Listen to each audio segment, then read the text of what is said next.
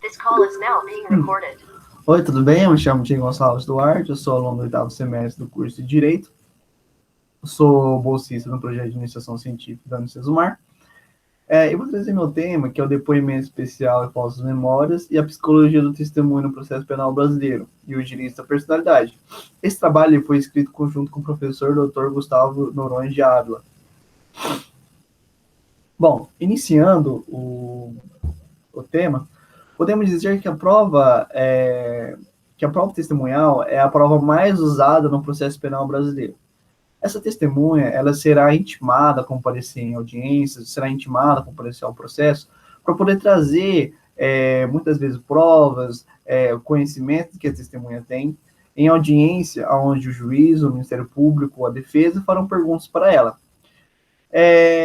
Então, a psicologia do testemunho visa garantir a veracidade dessas provas, que é a lisura do processo penal, observando-se a dignidade da pessoa humana e o direito da personalidade do indivíduo, evitando as incidências de falsas memórias em audiências, né, no processo onde a testemunha participará.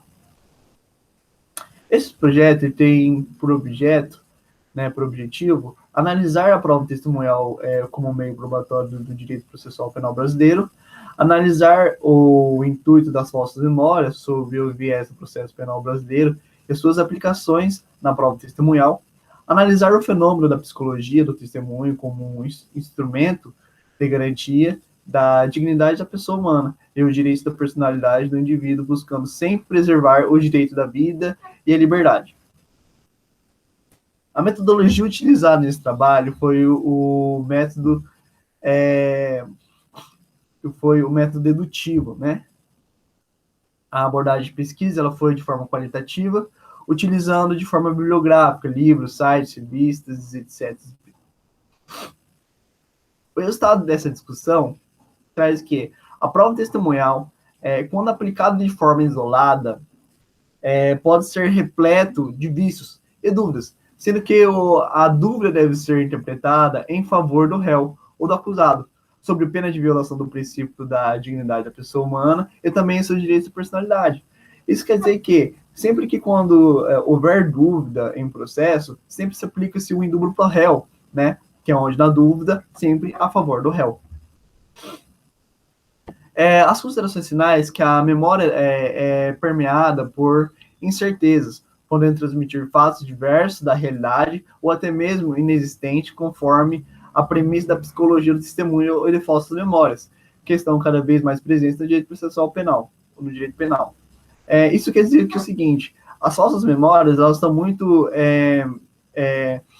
ela existe porque, às vezes, de uma forma que a pergunta é feita para a testemunha, indagando a testemunha, pode causar lapsos temporais de memórias, onde a testemunha ela pode falar algo que não aconteceu, ou a testemunha pode até mesmo falar algo que não queria, indagando a testemunha, falar de algo de forma errada e trazendo o processo penal, a finalidade do processo penal de forma errada.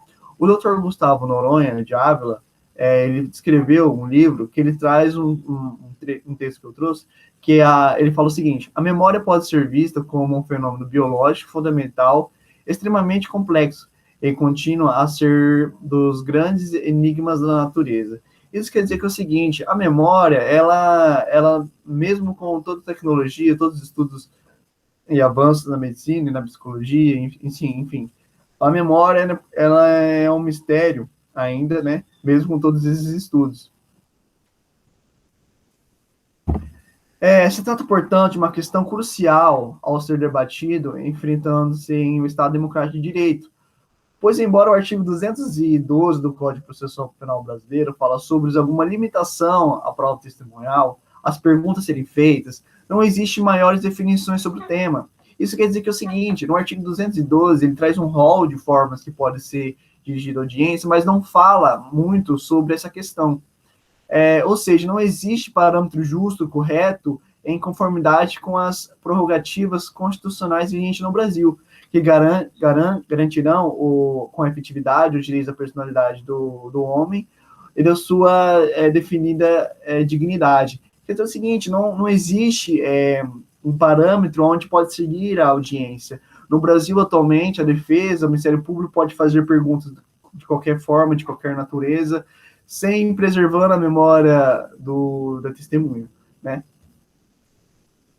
As referências, essas foram as referências utilizadas no meu trabalho, né? E é só isso mesmo. Muito obrigado, tá?